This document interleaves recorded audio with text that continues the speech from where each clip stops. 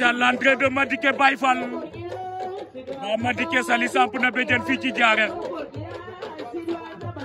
le 21 février 2025 ñoo ngi fii ci Diarère te ki ñoom Pascal borom Diarère borom Fatick ñoo ngi lay bëggee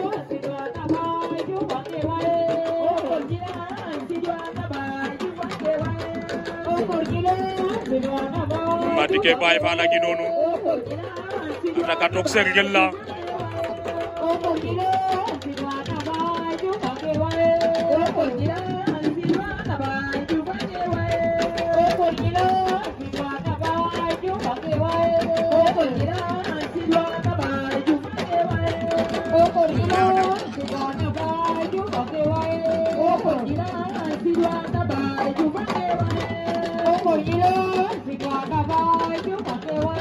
Oh,